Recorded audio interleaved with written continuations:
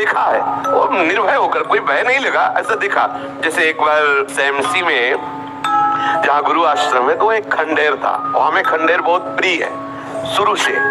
ऐसा मतलब बिगड़ेल स्थान, पुराना वृक्ष या ऐसे कोई कुटिया, ऐसे पहले संन्यास मार्ग में ऐसे रहना अच्छा लगता था, जहाँ जिसका कोई शिकार। तो रात्रि में उस खंडहर में जाकर के लेटे, वहां के लोगों ने रोका, आश्रम वाले लोगों को, आप मत जाइए। हम सोचा आश्रम के कई लोग यहाँ लेटते हैं तो बातचीत करेंगे, इसलिए एकांत। यही गए तो अंदर मंत्र चल रहा था, और एक छोटी सी टार्च सिराने, छोटी सी घड़ी दुप दुप वाली, क्योंकि उसे पता चले ना तो मतलब टाइम का, तो ऐसे रखे, वैसे से थोड़ा ही लेटे, तो उस समय जटाएं बड़ी बड़ी थी, वैसे उनको तकिया की तरह जटा रखे, तो ऐसा लगा जैसे कोई हमें बहुत जोर से दबाने की चेष्टा कर रहा है। तो ऐसे देखा तो मुझे स्पर्श जैसा भी हुआ कि जैसे कोई कड़ा हाथों में एकदम। ऐसा कैसे हो सकता है?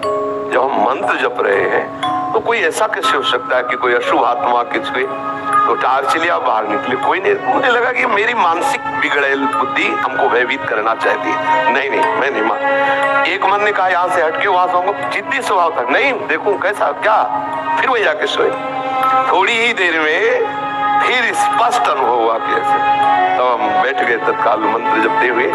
फिर हमको आप यहाँ ठीक नहीं है, क्योंकि बार बार विक्षेप डालेगा। मंदिर में गए, उन लोगों से बोले आप जानते कि वहाँ है, आप क्यों गए ऐसा?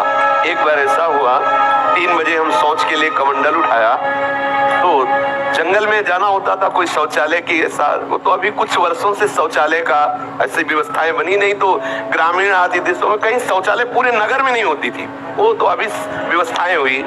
तो कमंडल लेकर शौच के लिए निकले, तो देखा कि गांव के बाहर एक नववधू लोटा लिए शौच के लिए जा रही।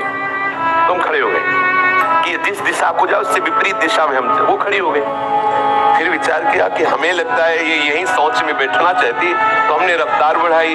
जब रफ्तार बढ़ाई तो देखा कुछ दूर आगे जा रही, तो लगा कि ये तो पीछे खड़ी थी, आगे। हमारा ये था कि हम कभी डरने वाली स्थिति में अपने को नहीं खड़ा करते हैं। हमारे मन में आया कि नहीं ये मेरा भ्रम है, वो हमसे आगे निकल गई होगी। जब वो आगे गई तो हम पीछे मुड़े तो देखा हमारे दूसरे रास्ते में खड़ी। अब हमें पक्का विश्वास हो गया कि ये कोई स्त्री नहीं है, ये कोई पतित आत्मा है जो इस रूप में है। तो जोर से भगवान नाम उच्चारण खत्म किया, ना कोई भय और ना वो हमें दोबारा दिखाई दी। तो हमने जीवन में देखा है कि अगर कहीं ऐसी प्रेत आत्मा भी हो, वो आपको परेशान नहीं कर सकती। आपको जैसे गोकर्ण के सामने धुंधकारी प्रकट हुआ, कभी वो अग्नि बनता, कभी वो ये बनता, कभी भेड़ बनता, कभी सिंह, समझ गए अधोगति को प्राप्त। लेकिन कोई ऐसा नहीं कि उनका अनिष्ट करे और रो के कह रहा था कि मेरा उद्धार कर दो, मेरा कल्याण कर दो। तो ये प्रेत आत्माएं भगवत धाम वासी, भगवान नाम जापक वैष्णवों के प्रति अपना कल्याण करने के लिए आती है। किसी को भी कभी घबराना नहीं चाहिए। यदि कभी ऐसी परिस्थिति हो तो उच्च स्वर से नाम कीर्तन करने लगना, विश्वास करना, तुम्हें छू नहीं सकता कोई।